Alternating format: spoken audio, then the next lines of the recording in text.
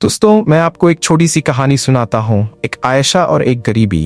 यदि आपने अभी तक हमारे चैनल को सब्सक्राइब नहीं किया है तो कृपया अभी सब्सक्राइब करें। धन्यवाद। भाग आए छोटे गांव के सपने। आयशा का जन्म पाकिस्तान के एक छोटे से गांव में एक साधारण परिवार में हुआ था। उनके माता पिता ने घर चलाने के लिए बहुत मेहनत की। उनका सपना था कि आयशा भी मेहनत करेगी और अपने सपने पूरे करेगी, लेकिन गांव के माहौल में बेटियों की शिक्षा पर ज्यादा ध्यान नहीं दिया जाता था।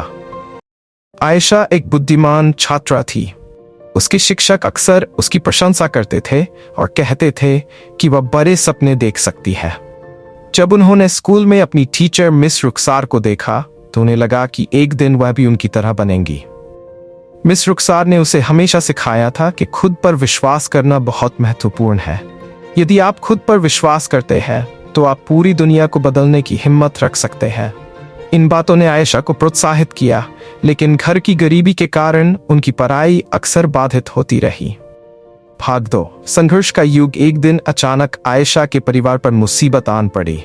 उनके पिता बीमार पड़ गए और घर चलाना बहुत मुश्किल हो गया। उनके माता पिता ने उन्हें स्कूल छोड़ने के लिए कहा ताकि वह घर का खर्च चलाने के लिए खेतों में काम कर सकें। ये सुनकर आयशा को बहुत दुख हुआ। उसे ऐसा लगा मानो उसके सारे सपने चकनाचूर हो गए हों। फिर भी उन्होंने हार नहीं मानी। वह खेतों में काम करती थी और हर रात छिपकर किताबें निकालती थी और पढ़ाई करती थी। एक दिन गांव की एक बुजुर्ग महिला ने उसे खेत में पढ़ते हुए देख लिया। महिला ने आयशा को अपने पास बुलाया और अपने जीवन के संघर्ष की कहानी बताई। उन्होंने कहा, बेटा, मेहनत और लगन का कोई विकल्प नहीं है। अगर तुम मेहनत करते रहोगे तो तुम्हारे रास्ते में आने वाली हर मुश्किल एक दिन आसान हो जाएगी। ये सुनकर आयशा को और हिम्मत मिली और उसने फैसला किया कि वह अपना सपना जरूर पूरा करेगी। भाग 3 शहर में पहला कदम। कुछ समय बाद आयशा को सिटी कॉलेज में पढ़ने के लिए स्कॉलरशिप मिल गई। ये उनके लिए सुनहरा मौका था, लेकिन परिवार को मनाना आसान नहीं था। कई लोगों ने उनके माता पिता से कहा कि अपनी बेटियों को इतनी दूर भेजना ठीक नहीं है, लेकिन आयशा ने उससे वादा किया कि वह उसके विश्वास को टूटने नहीं देगी और एक दिन वह उसका नाम रोशन करेगा। शहरी जीवन गांव के जीवन से बिल्कुल अलग था।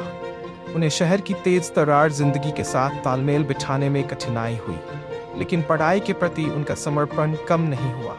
वह हर दिन रात पढ़ाई करती थी और पार्ट टाइम काम भी करती थी ताकि अपने खर्चों का बोझ अपने परिवार पर न पड़े। कई बार उन्हें अकेलापन महसूस हुआ, लेकिन उनकी मेहनत और जुनून ने उन्हें टूटने नहीं दिया। भाग 4 सफलता का पहला स्वाद। धीरे धीरे उनकी मेहनत रंग लाने लगी। उनके प्रोफेसर उनकी लगन और मेहनत की सराहना करने लगे। उसने परीक्षा में अच्छा स्कोर किया और कॉलेज के शीर्ष छात्रों में से एक बन गई। उनका सपना धीरे धीरे हकीकत में बदल गया। उसे एहसास होता है कि उसकी कड़ी मेहनत उसे यहाँ तक ले आई है और ये उसके संघर्ष की एक छोटी सी जीत है। कॉलेज से स्नातक होने के बाद उन्हें नौकरी की पेशकश की गई। अब वह अपने गांव लौट सकती है और शिक्षक बनने का अपना सपना पूरा कर सकती है। भाग 5 वापसी और नई शुरुआत।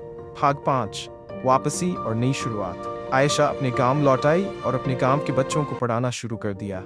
जब वह अपने पुराने स्कूल में कदम रखता है तो उसे अपनी शिक्षिका मिस रुखसार की याद आती है, जिसने एक बार उसे खुद पर विश्वास करना सिखाया था। अब आयशा अपने छात्रों को यही सिखा रही थी, खुद पर विश्वास करो और कड़ी मेहनत करना सीखो। धीरे धीरे उसकी कहानी पूरे गांव में फैल गई। लोग उन्हें एक आदर्श के रूप में देखने लगे और उनके संघर्ष और सफलता की प्रशंसा करने लगे। उन्होंने गांव के बच्चों को भी यही सपना देखने की हिम्मत दी और कुछ समय बाद उनका गांव शिक्षा का केंद्र बन गया।